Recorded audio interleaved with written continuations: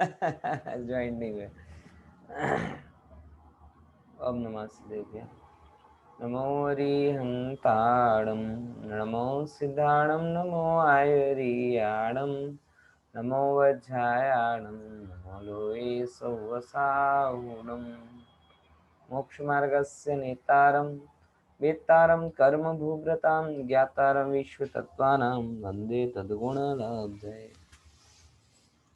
तत्वार सूत्र हमारी चर्चा में है और उसमें भी आखिरी क्लास में हमारी बात इस विषय पर आई थी कि जो बाकी के जो देव हैं वैमानिक के अलावा, बराबर ना, उनकी आयु कितनी कितनी है।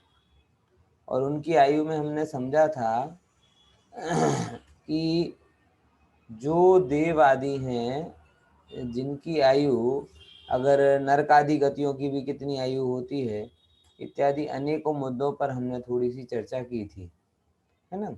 देखो, तो नरक की हमने समझी थी आयु मिनिमम 10,000 साल, व्यंतरों की भी 10,000 साल, पल्ले, ये काफ़ी सारे सूत्रों पर चर्चा कल हमने की थी, जिसे अपन कहें कि 35 टू 42 तक, 35 से 42 तक, मतलब इतने सारे सूत्र।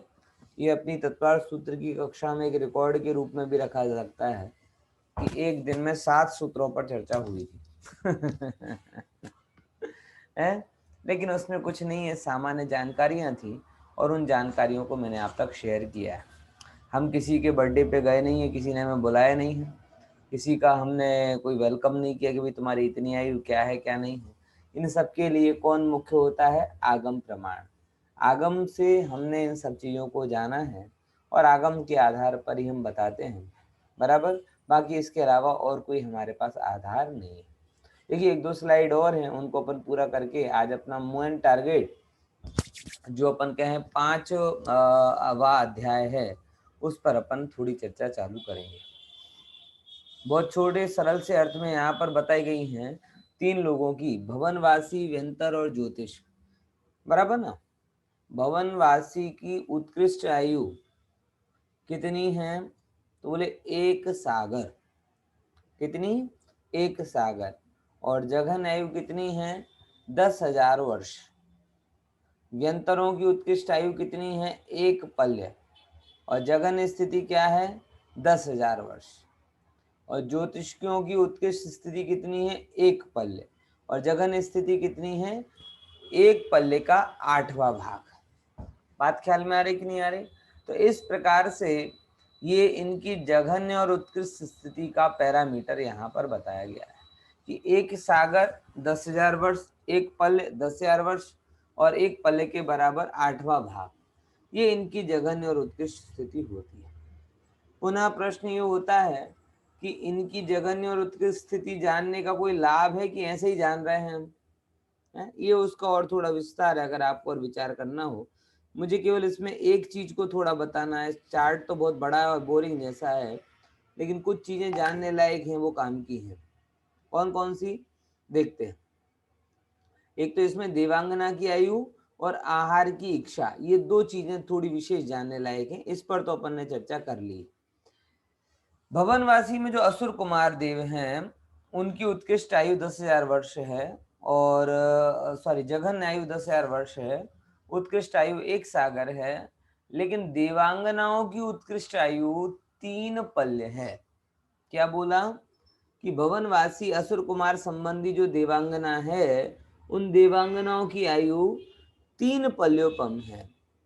अब थोड़ा हम यहाँ पे विचार करते हैं कि भाई भारत में और दुनिया के तमाम देशों में अगर एज का परसेप्शन देखा जाए, एज का परसेप्शन देखा जाए तो जनरली पुरुष की एज स्त्रियों की एज से कम होती है।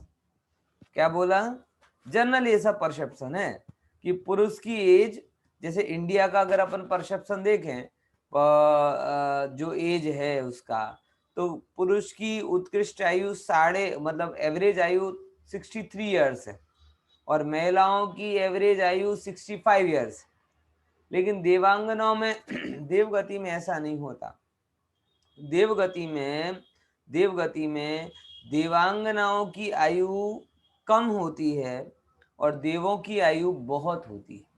और इसका कितना बड़ा अंतर है कि देवांगनाओं की आयु तो बताई जा रही है मैक्सिमम आयु 3 पल्य, और देवों की आयु यहाँ पर बताई जा रही है 1 सागरोपम। कितना बड़ा अंतर है। और इसीलिए तो एक देव के काल में ना जाने कितनी देवांगनाएं वो उसके साथ में रहकर निकल जाती है। बराबर ख्याल में है कि नहीं आया? तो ऐसी ही व्यवस्था है, क्योंकि देवगति का जो कॉन्सेप्ट वो इस प्रकार का है कि देखो पुण्य आहार आदि, देखो समझना उसके स्वरूप में कि आयु का अधिक होना ये पुण्य की अधिकता को बताता है। तो कंपैरेटिवली देवांगनाओं की अपेक्षा देवों का पुण्य उदय अधिक माना जाता है। क्या कहा? देवांगनाओं की अपेक्षा देवों का पुण्योदय अधिक माना जाता है। इसीलिए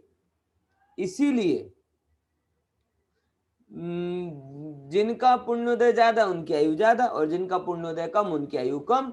तो देवों की आयु ज्यादा होती है और देवांगनाओं की आयु कम होती है। ये एक इस गणित के आधार पर ही देवांगनाओं की आयु वहां पे कम बताई जाती है। अब देखिए यहाँ पे सबका बताया गया, मैं सबको सुना ये सब बातें नहीं कहना चाहता। आप एक नजर कर लेंगे, आपके पास भी स्लाइड है तो खबर पड़ेगी। आप विचार करके देखो कि 3 करोड़ वर्ष ये जघन्य में जघन्य आयु है। ने एक तो देखो ऐसे समझना इसको, देवों में सबसे कम आयु होती है ये 6 प्रकार के उनकी, बराबर है ये यहाँ पर भवनवासियों में कि जो बाकी के हैं उनकी 1.5 पल्ले। और उसमें भी देवांगनाओं की आयु कितनी होती है सबसे कम? 3 करोड़ वर्ष। तो देवों में जिनकी आयु कम है उस जाति की देवांगनाओं की आयु भी 3 करोड़ वर्ष होती है, बराबर। तो इतना ज्यादा वहां पे आयु 3 करोड़, मतलब समझ रहे ना, आज का इतिहास इस बात को बताता है कि मानव का जो अस्तित्व है वो ज्यादा पुराना नहीं है, 20-25 लाख साल पुराना है, बराबर। आदि मानव वगैरह का इतिहास ऐसा बताते हैं, जबकि यहाँ देवांगनाओं की आयु 3 करोड़ वर्ष है। क्या चक्कर है, समझ में आता है? देखो भैया अभी मैं इसका विस्तार नहीं करना चाहता, लेकिन इतना जरूर बताना चाहता हूं कि आयु है ना, समय है ना, समय कंपैरेटिवली होता है। कंपैरेटिवली होता है मतलब हमारे लिए जो सुख का दिन होता है ना वो जल्दी निकल जाता है, और दुख का घंटा भी बड़ी देर से निकलता है। होता है कि नहीं होता? फॉर एग्जाम्पल ऐसे समझो कि अगर आप कोई आपको अच्छी पिक्चर देख रहे हो और वो 3 घंटे से चुटकी में निकल जाते हैं, बराबर। और आप किसी का वेट कर रहे हो और 5 मिनट भी आप वेट करो तो 5 मिनट इतने लंबे लगते हैं जैसे कि ना जाने कितना समय हो। बात ख्याल में आ रही कि नहीं आ रही? तो टाइम जो है वो टाइम की फीलिंग वो आज आपको 3 करोड़ बहुत ज्यादा लग रही है, लेकिन देव गति में वो 3 करोड़ वर्ष भी चुटकी में निकल जाते हैं, क्योंकि सुख आदि की प्रचुरता वहां पर होती है। इसीलिए वहां पर देवगति के क्या कहते हैं वो भी बहुत तेजी से जल्दीबाजी में निकल जाते हैं। तो टाइम की जो थियरी है ना वो भी एक एंगल से रिलेटिव है। और मैं आपको ये बात इसलिए बताना चाहता हूँ कि लोग आज इस बात को आश्चर्य में करते हैं कि टाइम इतना कैसे हो सकता है, एज इतनी कैसे हो सकती है। उसका कारण ये है कि आप अपने हिसाब से टाइम को गिनते हो। आइंस्टीन ने जो आइंस्टीन ने जो थियरी दी है जिसे अपन EMC स्क्वायर बोलते हैं, बराबर, उस थियरी के अकॉर्डिंग भी इस बात को कहा जाता है कि टाइम कैसा है, रिलेटिव है। आपके लिए जो टाइम लग रहा हो 100 साल बहुत लंबा है, वो दूसरे के लिए कम लग सकता। अगर मैं अभी आपको वो फिजिक्स का नियम नहीं बताना चाह रहा EMC स्क्वायर वाला, कि अगर किसी को आप प्रकाश की गति से करोगे तो वो जो समय है वो कम होता जाएगा, ऐसे एक गणित है, वो मैं अभी इसमें नहीं। लेकिन आधुनिक साइंस, आइंस्टीन भी इस बात को मानता है कि काल और क्षेत्र भी रिलेटिव, यानी अच्छा और बुरा होना तो रिलेटिव है ही, लेकिन बड़ा और छोटा होना और नया और पुराना होना ये भी रिलेटिव है। यानी ये जो आज हमें इतना ज्यादा लग रहा है उनके हिसाब से उतना ज्यादा ना हो, उनके हिसाब से कम हो। पॉइंट समझ में आ रहा कि नहीं आ रहा? इसीलिए इस चीज को, क्योंकि मैं इस बात को इसलिए कह रहा हूं क्योंकि बहुत सारे लोग जो तथाकथित इंटेलेक्चुअल कहे जाते हैं, वो जब भी कभी जैन दर्शन की समीक्षा करने जाते हैं ना, तो क्या बात करते हैं, अरे भैया तुम्हारे यहाँ तो देवों की आयु करोड़ों करोड़ों साल की बताई जाती है, भगवान की आयु लाखों करोड़ों साल की बताई जाती है, ऐसा बताया जाता है, वैसा बताया जाता है। तो ऐसी बातों को कहकर फिर वो ऐसे बताओ कोई इतना जी सकता है क्या, 100 साल जी सकता है क्या, चलो 100 के बजाय 150 गिन लो। क्योंकि उनका जो परसेप्शन है वो परसेप्शन इतने ही, उसने देखा है कि किसी की आयु 70 साल है, किसी की 80 साल है, तो आदमी सोचेगा तो कितना ज्यादा सोच पाएगा, 10-50 साल ज्यादा जोड़ देगा और क्या, डबल जोड़ देगा। लेकिन हमारे सोचने से कोई वस्तु की व्यवस्था बदल जाती हो, ऐसा तो नहीं है। बात ख्याल में आ रही कि नहीं आ रही? इसीलिए इस टाइम की थियोरी को भी थोड़ा बहुत विचार करके हमें समझना पड़ेगा। अभी मैं आपको इतना नहीं विस्तार कर पा रहा, लेकिन आप समझिएगा कि रिलेटिव है, ये भी सापेक्ष है, निरपेक्ष नहीं है। तो इनकी जो 3 करोड़ वर्ष की आयु आपको ज्यादा लग रही है, वो उनके नजरिए से उतनी ज्यादा नहीं होगी, क्योंकि ये हम हमारे पॉइंट ऑफ व्यू से 3 करोड़ साल गिन रहे हैं, उनके पॉइंट ऑफ व्यू से 3 करोड़ इतना ज्यादा दिखे ही नहीं। बात ख्याल में आ रही कि नहीं आ रही? तो एक ये बात हुई। दूसरे नंबर की बात, આપણે દેવોમાં જેમ જગન્ય અને ઉત્કર્ષ હોય છે એવી રીતના દેવાંગના પણ હશે ને? હોય પણ એમાં બતાવ્યું નથી. હશે દેવાંગ બધી જગ્યા, હા બધી જગ્યા કારણ કે જગન્યમાં જો સપોઝ 10,000 વર્ષ હોય, કોમન લેવાનું, જગન્ય આયુ કોમન લેવાની, ઉત્કૃષ્ટ આયુમાં ફેર પડે. બરાબર, કેમ કે જગન્ય આયુ 10,000 કોમન જ છે, બરાબર. દેવોની પણ જગન્ય 10,000 થઈ શકે, देवांगनाओनी પણ जगन्य 10,000 થઈ શકે, उत्कृष्ट में फेर पड़े। तो ये जो अंतर है उत्कृष्ट के एंगल से है, बराबर ना? हाँ बोले, समझे ना? अब एक इंपॉर्टेंट बात कि आहार इच्छा कितने समय बाद होती है, आहार की इच्छा कितने समय बाद होती है? तो जिनकी उत्कृष्ट आयु 1 सागर है, उनको 1000 साल बाद आहार का विकल्प होता है।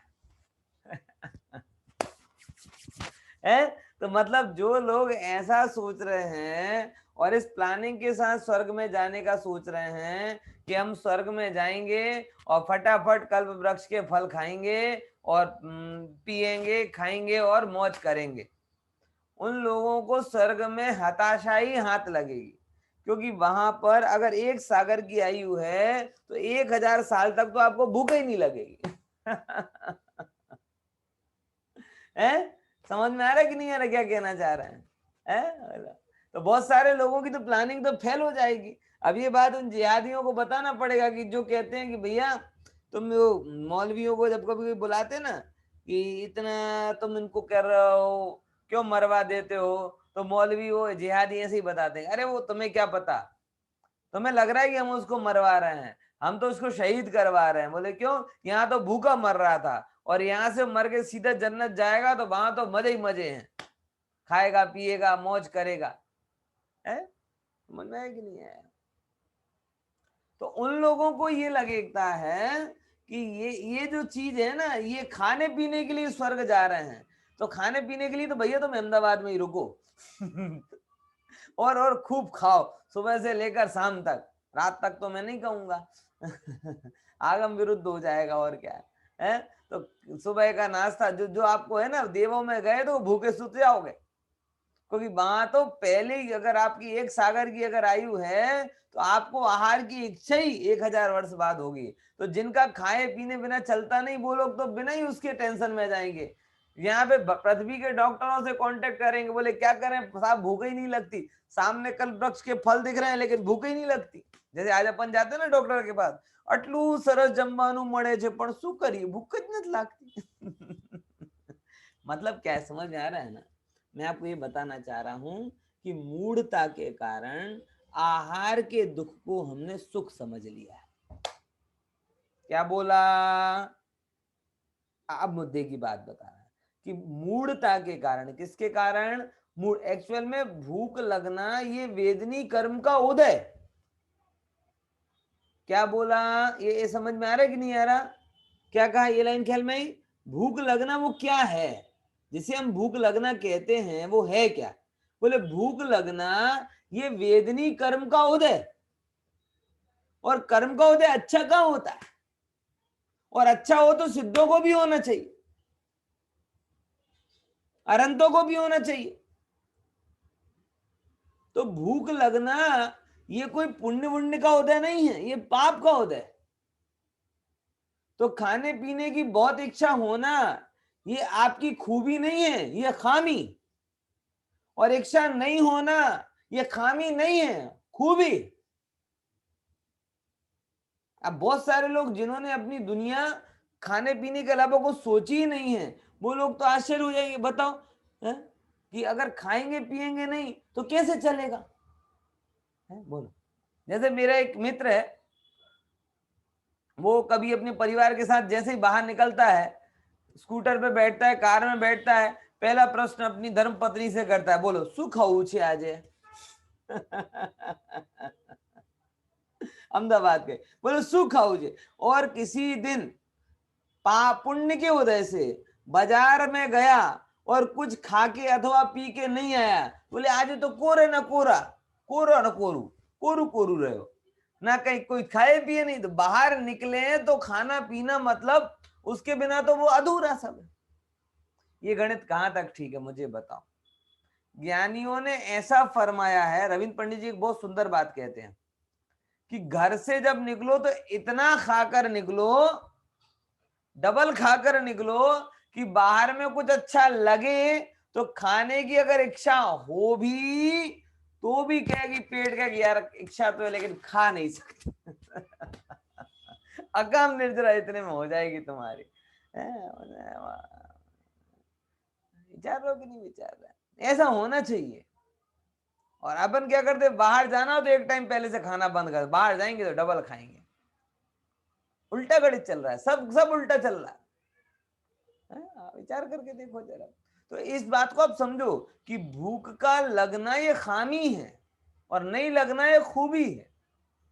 लेकिन क्या कहें, दुर्भाग्य से हमने सुख की बुनावट खाने पीने के इर्द गिर्द करके रखी है। इसलिए जैसे ही खाने पीने की बात अगर हटती है जीवन से तो हमें लगता है काय का सुख, खाने पिए बिना काय का सुख है? अपन तो कहते ना गुजराती, कोई उपवास करे बोले तुम के साथ आए, बोले हम तो खाता पीता सुखी। એટલે सुख कहां से आ रहा है? खाता पीता, खाने पीने में सुख आ रहा है। ऐसे लोग, अब जिनको खाने पीने में ही सुख आता है, देखना मैं क्या बात बोल रहा हूं, जिनको खाने पीने में ही सुख लगता है वो सिद्ध गति में तो सुख भोग ही नहीं सकते, देव गति में भी सुख नहीं भोग सकते क्यों? क्योंकि देव गति में भी हजार हजार साल तक खाने पीने की इच्छा ही नहीं होती। और खाने पीने की इच्छा नहीं होती तो जिन्होंने मात्र खाने पीने में ही सुख मान लिया है उनको सुख कहां से होगा? अब देव गति का बंधारण तो बदलेगा नहीं, तुम्हें तुम्हारी इच्छा ही बदलनी पड़ेगी। बराबर ख्याल में? और देखो अब आगे, नागकुमार जाति के बोले 12.5 दिन, ये तो 1000 साल ये असुर कुमार की जिनकी उत्कृष्ट आयु 1 सागर है। 3 पल्ले वालों की 12.5, अड़ी पल्ले वालों की 12.5, ऐसे करते करते सारी गणित इसमें बताइए। हाँ वो सब आप देख लेना। कुछ अधिक व्यंतरों की आयु बताइए, 1 पल्ले तो उनको 5 दिन बाद भूख लगती। कुछ अधिक, अब देखो लोग व्यंतरों को तो खून का प्यासा ही मान लेते हैं। व्यंतर हो तो मतलब वो खून ही चाहिए, उसे मांस ही चाहिए। अरे भैया ऐसा नहीं होता, उन्हें ना खून चाहिए, ना मांस चाहिए, ना बलि चाहिए, कुछ नहीं चाहिए उन्हें। 5 दिन बाद उन्हें आहार की इच्छा होती है, 5 दिन बाद। समझ में आया कि नहीं आया? इसलिए आहार को थोड़ा समझना पड़ेगा। और अगर किसी जीव की आहार आदि की इच्छा कम हो जाए तो ये समझ लेना, देखो डिप्रेशन में नहीं आना, नकारात्मकता में नहीं आना। क्या समझना कि हमारे पुण्य का उदय बढ़, अगर आहार की इच्छा की कमी के साथ शरीर में कोई परिवर्तन नहीं हो रहा, इन द सेंस कि शरीर में कोई कमी नहीं आ रही है, तो आप ये समझना कि आपके पुण्य का उदय आया है। समझ में आया? इच्छा होती है तो समस्या है ना, इच्छा ही ना हो तो काहे की समस्या? क्या बोला, समझे कि नहीं समझे? इच्छा होनी समस्या है ना, इच्छा ना हो तो काहे की समस्या? तो बहुत सारे लोग इसी चीज को समझ लेते हैं, नींद नहीं आ रही साहब इसकी चिंता कर रहे, भूख नहीं लग रही साहब इसकी चिंता नहीं कर रहे हो। अरे नींद नहीं आना ये भी पुण्य का उदय है, भूख नहीं लगना ये भी पुण्य का उदय है, नींद का आना पाप का उदय है, भूख का लगना पाप का उदय है। इस जीव की तो अकल ही ठिकाने पर नहीं है कि पुण्य के उदय को अच्छा नहीं लगता ना पाप का उदय की इच्छा करता है। उल्टा पुल्टा नहीं लगता आपको सब? मुझे तो बहुत लगता है। बात समझ में आई कि नहीं आई? क्या क्या क्या बोल रहा हूं? नींद नहीं है तो बैठ के विचार करो ना, बेहोशी में काय का आनंद है? अभी तो आपके पास इतने बढ़िया मोबाइल है, कोई भी प्रवचन लगा लो, इतने सारे ग्रंथ, कुछ भी पढ़ने बैठ जाओ। नींद आना ये पाप का उदय और भूख लगना ये पाप का उदय है। नींद नहीं आना और भूख नहीं लगना ये तो पुण्य के उदय है। समझ में? हम इसी की चिंता में आधे हो जाते हैं, अरे क्या करें, भूख ही नहीं लगती, क्या करें, नींद ही नहीं आती, क्या करें, ऐसा ही नहीं होता, क्या करें, कोई बात ही नहीं करता। अरे कोई बात नहीं करते बुरा समस्या है क्या? अच्छा है कोई बात करे। मुनिराज कोई बात ना करे इसके लिए जंगलों में चले जाते, पहाड़ों पे चले जाते। उन्हें कोई ये बस्ती में और कोई समस्या नहीं है, केवल इतनी सी समस्या है। हमारे बड़े दादा है हमेशा एक बार बोलते थे, बहुत अच्छी बात बोलते थे कि मुनिराज जंगलों में क्यों जाते हैं? उन्हें वो जंगल में रहने वाले शेर, बाघ, रीछ, ये बुरे, चीता ये बुरा नहीं लगता। ये बस्तियों में रहने वाले दो पाए जानवर ज्यादा बुरे लगते हैं, चौपाए जानवर बुरे नहीं लगते। कारण कि चौपाए जिसको खाएंगे वो नहीं है, यानी वो किसको खाएंगे? शरीर को खाएंगे ना। वो तो वो है नहीं। लेकिन ये दो पाया जानवर मतलब कौन? दो पैर वाला जानवर कौन है? मनुष्य। ये खाता है तो मुनिराज के उपयोग को खाता है। आएगा कुछ नहीं तो बैठे बैठे बातें करेगा, महाराज साहब दीक्षा को कितना टाइम हो गया? अरे क्या फर्क पड़ता तुझे, 10 साल हुए कि 2 साल हुए? आहार कैसे हुए, अच्छे हुए कि बढ़िया, किस नगर से आए, कहाँ जा रहे हो, क्या कर रहे हो? हमारे पास प्रश्न ही क्या होंगे? आप विचार करके देखो। अच्छे लग रहे हो, तंदुरुस्त लग रहे हो, बीमार लग रहे हो, चमक रहे हो, फलाना हो रहा है, ये हो रहा है, हम और क्या प्रश्न कर सकते हैं? तो इन सब प्रश्नों से घबरा के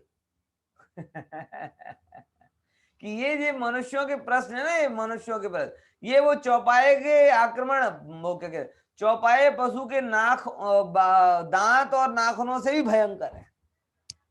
ये मेरे चेतन को नोच रहे हैं, वो आएगा तो वो तो मेरे शरीर को नोच के जाएगा। इसलिए इससे बचकर वहां जाना उन्हें सेफ जोन लगता है। तो कोई बात करने वाला ना हो तो पाप को उदय मत समझना, उसे पुण्य का उदय समझना। बात ख्याल में आ रही कि नहीं आ रही भाई? भाई दृष्टिकोण की बात है। इसीलिए जीव को अभी धर्म की तो समझ है ही नहीं है, पुण्य और पाप की भी समझ नहीं है। चलिए ये तो अपनी क्या कहते हैं चौथे अध्याय की सारी बातें हुई। आज मैं थोड़ा सा आपको 5वें अध्याय का परिचय भी देना चाहता हूँ। बराबर? देखिए ये पूरा हो गया अपना लगभग, हाँ 88 स्लाइड्स थी, ये पूरी हो गई हैं। हाँ देखिए यहाँ पे अब अपन 5वें अध्याय में आ रहे हैं। ओके, 5वां अध्याय क्या है थोड़ा सा अपन इसको समझ लेते हैं। वो जो एक हमारी परंपरा है गरिमापूर्ण कि जब भी नया अध्याय चालू करते हैं तो कुछ प्रश्न करते हैं बेसिक कि तत्वार सूत्र में किस किस का वर्णन है। उस परंपरा के अनुसार आप उत्तर दीजिए किस किस का वर्णन हो चुका है और किसका वर्णन बाकी है। चलिए बताइए तत्वार सूत्र में किस किस का वर्णन है? 7 तत्वों का। बराबर? उसमें पहले से चौथे अध्याय तक कौन से तत्व का वर्णन किया? कौन से तत्व का वर्णन किया? जीव तत्व। हाँ जीव तत्व का वर्णन किया। तो जीव तत्व का वर्णन पूरा हो गया। बराबर? हमें जीव का श्रद्धान हो गया, हमें जीव का ज्ञान हो गया, जीव हमें बहुत प्राणों से प्यारा लगने लगा, हमें अजीब की संगति छूट गई, आश्रय कुछ, अब अजीब का काम पूरा हो गया। अब हम जीव में ही रहेंगे, है ना, अजीब में नहीं जाएंगे। समझ आया कि नहीं आया? मतलब आचार्य तो ऐसा मान रहे, अब आप नहीं समझो तो तुम्हारी समस्या है। तो ये वर्णन हुआ जीव का। अब 5वें अध्याय में किसका वर्णन आ रहा है? 5वें अध्याय से वर्णन चालू होता है कौन से तत्व का? बोलो बोलो, कौन बोलेगा? अजीव तत्व का। अजीव तत्व का। बहुत बढ़िया। अजीव तत्व 6 द्रव्यों में से कौन सा द्रव्य है?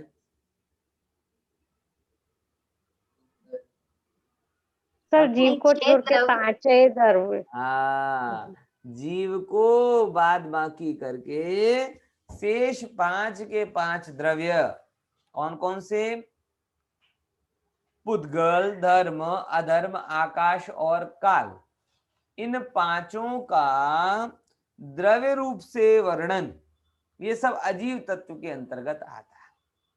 बराबर समझ में आया? तो 5वें अध्याय में इन 5 के 5 द्रव्यों का वर्णन है। बराबर, किसका वर्णन है 5वें अध्याय में? किसका वर्णन है? अजीव तत्व के रूप में स्वीकृत पुद्गल, धर्म, अधर्म, आकाश और काल, इन 5 के 5 द्रव्यों का वर्णन इस 5वें अध्याय में शामिल है। क्लियर? देखो बहुत बढ़िया। अपन जरा आगे चलते हैं और इस 5वें अध्याय के विषय वस्तु को थोड़ा और समझते हैं। देखिए, अगर इसमें इंट्रोडक्शन है तो अच्छी बात है, तो आपको ख्याल में आ जाएगा। नहीं है, देखो इसका कोई भी द्रव्य का जब अपन किसी को जानते हैं, द्रव्य को या किसी भी चीज को जानते हैं, तो कौन कौन से पैरामीटर से जानते हैं? इसमें कुछ 6 पैरामीटर लिए हैं इसमें।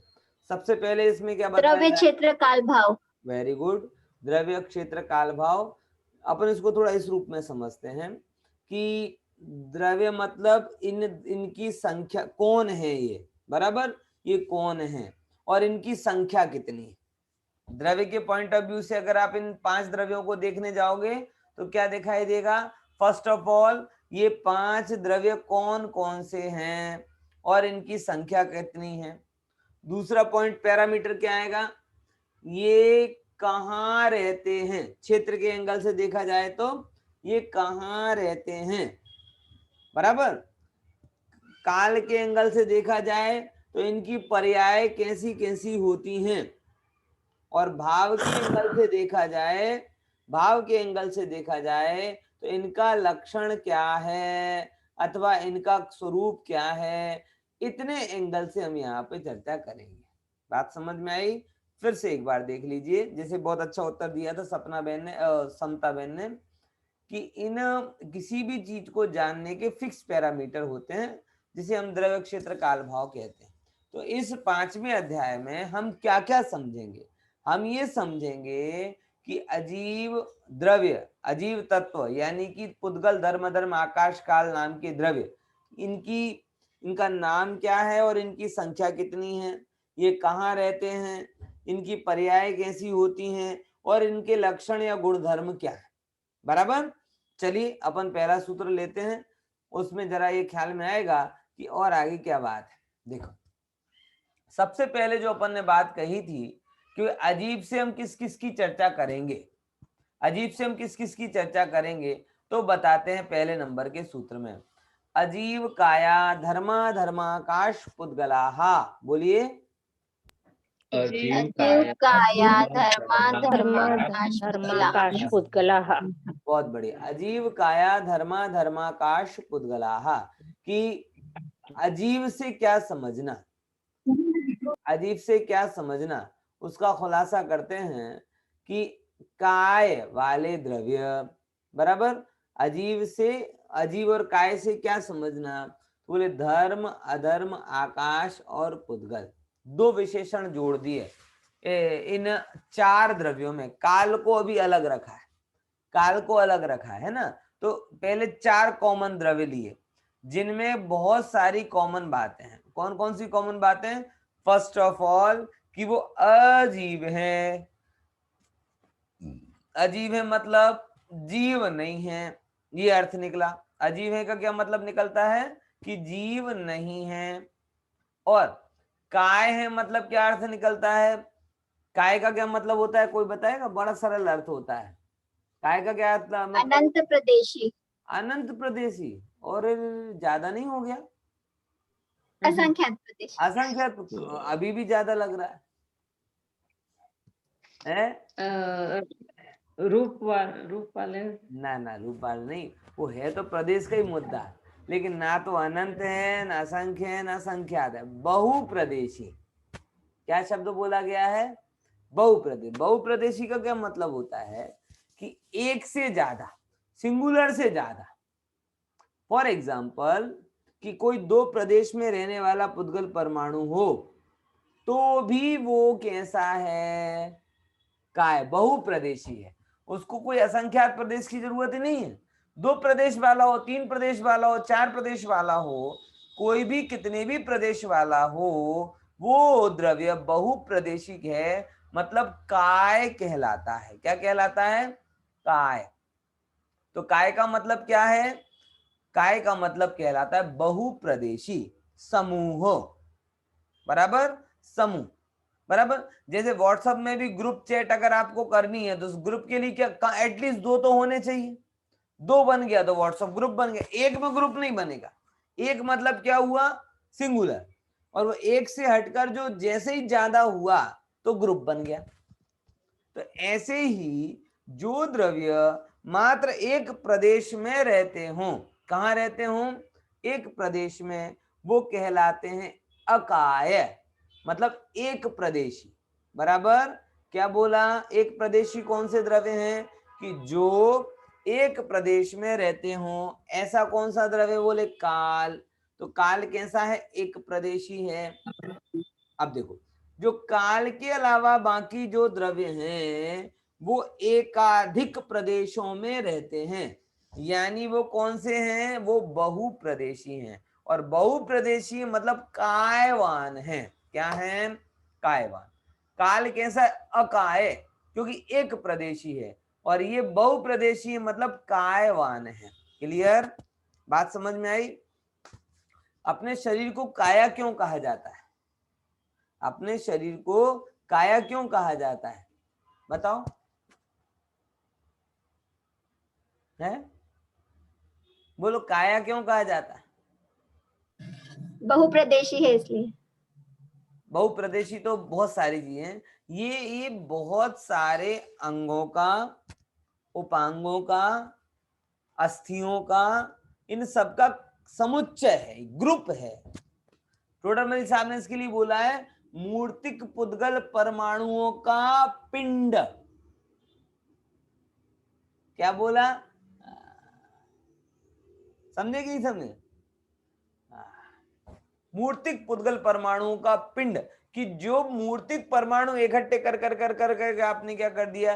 जैसे स्नोमैन बनाते हैं ना, तो कैसे बनाते हैं? पहले एक बड़ा गोला बना लेते हैं, फिर छोटा गोला बना देते हैं, फिर एक और छोटा गोला बना देते हैं, फिर दो लगा देते हैं, ऐसे करके क्या बना दिया? स्नोमैन बना दिया। तो ऐसे अंग उपांगों का जो समुच्चय हुआ है बहुत सारे, तो बहुत सारे अंग उपांगों के समुच्चय के कारण ही इसे काया कहा जाता है। काया, काया का और दूसरा कोई मतलब नहीं है, केवल बहुत सारे वस्तुओं का कलेक्शन जहां पर है उसे हम काया कहते हैं शास्त्रों की भाषा में।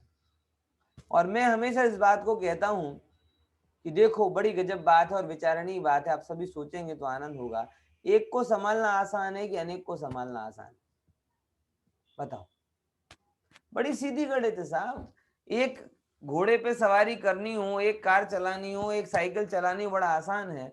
लेकिन अनेकों घोड़े पे सवारी करनी हो, अनेकों कार साइकिल चलानी हो, तो कैसा हो?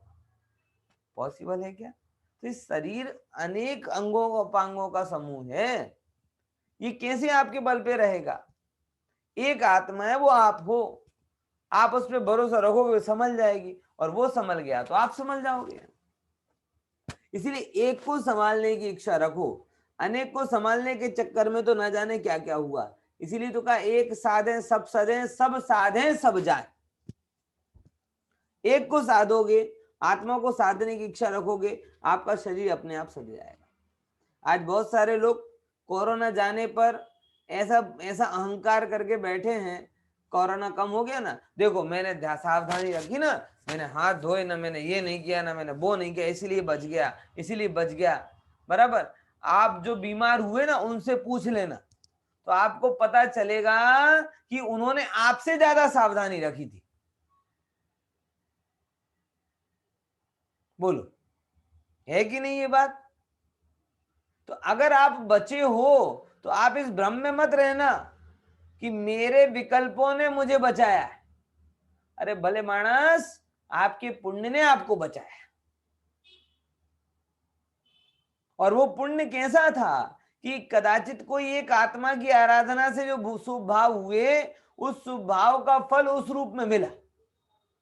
मुझे हैरत उस बात पर होती है कि जब लोग बाहर की सावधानी के चक्कर में कहते ना ना भाई हमें तो मंदिरे नहीं जता, खाली खोटा बीमार थई जईशु, आम थई जईशु, तेम थई जईशु, हमें तो कोई। अच्छा, वही लोग सब्जी लेने के लिए बिंदास जाएंगे, वहां ने कोरोना में प्रॉब्लम नहीं आएगी।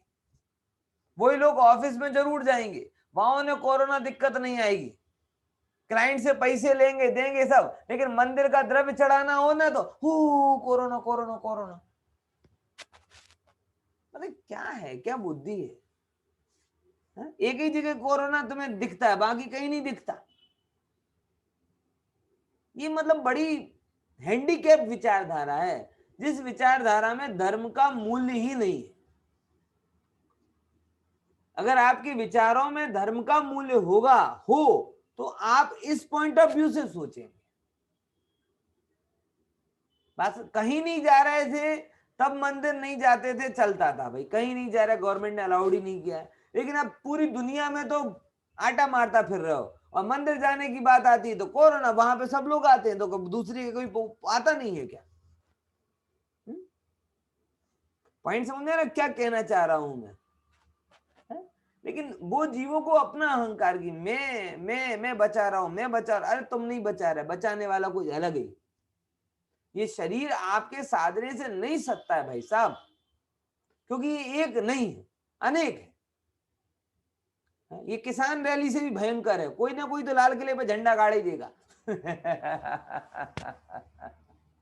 समझ आया कि नहीं आया? कोई ना कोई तो आ ही जाएगा। इसीलिए यहाँ पे इसका सूत्रकार समझिएगा कि काया का मतलब होता है बहु, और इस शरीर को काया इसीलिए कहा जाता है क्योंकि ये एकाधिक अंगों का समूह है और बहुप्रदेशी है। इसीलिए धर्म, अधर्म, आकाश और पुद्गल, इन चार द्रव्यों को अजीव और काय कहा जाता है। अजीव और काय कहा जाता है इन द सेंस कि अजीव प्लस काय बराबर दो चीजें हैं। तो अजीव क्या बोला? अचेतन है जो जो वो सब अजीव है। और काय मतलब क्या? शरीर, यानी प्रदेशों का प्रचय एटले कलेक्शन, जो बहुप्रदेशी है, बहुत सारे प्रदेश जहां पर रहते हैं वो काय कहलाता है। अब देखो, काल द्रव्यों में क्या नहीं है? प्रदेशों का प्रचय नहीं है। प्रचय शब्द आपको भारी लग रहा होगा, विस्तार, समूह। तो काल द्रव्य में प्रदेश, बहुप्रदेश नहीं है। इसीलिए शेष द्रव्यों के साथ, मतलब काल को छोड़कर बाकी सब द्रव्यों के साथ में काय शब्द का प्रयोग किया जाता है। और काल को हम बोलते हैं अकाय। क्या शब्द बोलते हैं काल को? अकाय। इसीलिए पंचस्तिकाय और एक अनस्तिकाय। तो पांच द्रव्य तो अस्थि भी हैं और काय भी हैं, यानी है भी और बहुप्रदेशी भी हैं। जबकि काल द्रव्य कैसा है तो, लेकिन बहुप्रदेशी नहीं है। देखो, अजीब पद का ग्रहण क्यों किया है?